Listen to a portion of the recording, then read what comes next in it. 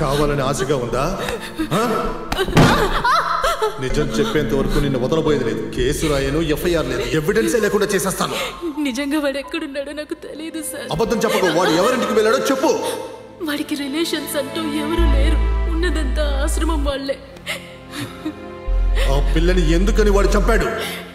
నాకు తెలుసు. వాడు నిజంగా అలా చేసి ఎంతోసేపు నువ్వు నటించలేవు. వాడు దొరికి నువ్వు అందులో ఉన్నావని తెలిసిందో అడ్రస్ లేకుండా చేసేస్తాను. స్టేషన్లో ఉంచి విచారించకుండా మిమ్మల్ని ఎవరు ఇక్కడికి తీసుకురమ్మన్నారు? తప్పించుకున్నాడు మిమ్మల్ని కొట్టాడని పగ తీర్చుకుంటున్నారా? మీ పర్సనల్ రిలేషన్షిప్ని పర్సనల్గానే ఉంచుకోండి. డిపార్ట్మెంట్లోకి తీసుకురాకండి. మధు, చెప్పండి సార్. ఈ అమ్మాయిని హాస్పిటల్కి తీసుకెళ్ళి ట్రీట్మెంట్ ఇప్పించి స్టేషన్కి తీసుకు. Okay sir. ఈ అమ్మాయిని తీసుకెళ్ళి ట్రీట్మెంట్ ఇప్పిస్తూ ఉండు. ఇప్పుడే వచ్చేస్తాను.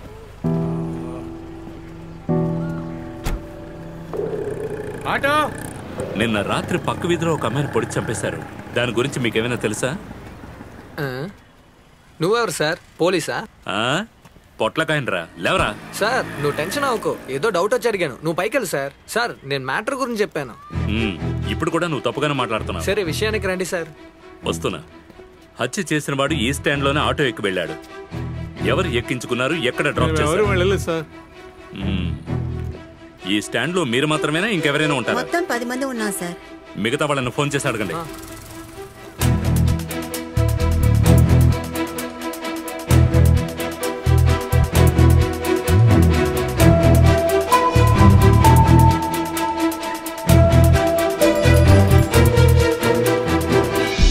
సార్ బాలరాజ్ అనే అతను ఇక్కడ నుంచి ఎక్కించుకెళ్ళాడంట సార్. పోలీసులు వచ్చారని చెప్పాను. కస్టమర్స్ ఉన్నారు, దించేసి ఆంధ్రవేలో వస్తానన్నాడు. త్వరగా రమ్మని చెప్పు.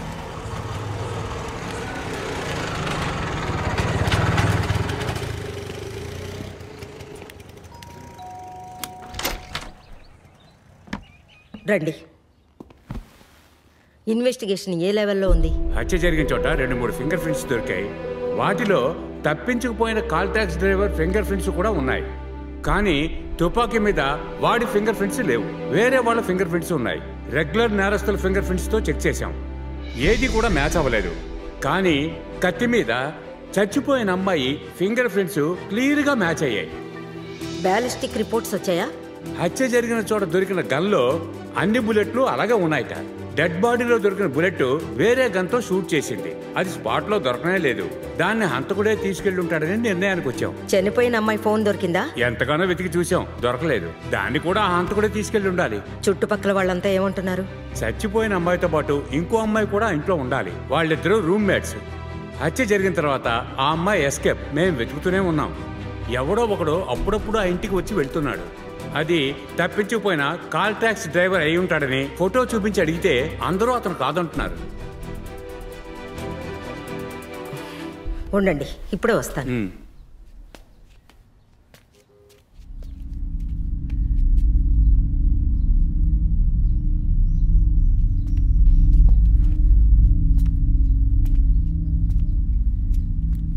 ఏ కేసుని పట్టించుకొని మీరు ఈ కేసుకు మాత్రం ఫోన్ చేశారు? ఏంటా ఇంట్రెస్ట్?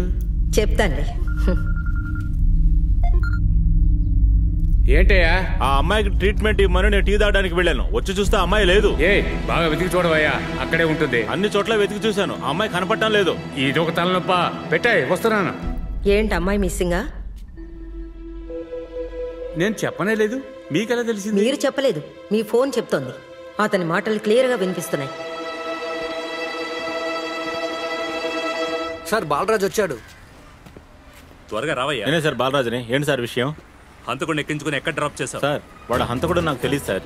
స్టాండ్లో సవారీ లేదని రౌండ్స్ పోదామని అప్పుడు ఆటో తీసుకుని బయలుదేరాను. ఉన్నట్టుండి సెకండ్ మెయిన్ రోడ్లోకి వచ్చి ఎక్కాడు సార్. గాంధీనగర్లో దించేసి వెళ్ళిపోయాను. గాంధీనగరా? వచ్చి నాకు ఆ చోటు చూపించు. సార్ బండిలో కస్టమర్లు వెయిట్ చేస్తున్నారు సార్. వేరే ఆటోలో వెళ్ళమని చెప్పు. వెళ్ళు, వెళ్ళి చెప్పు.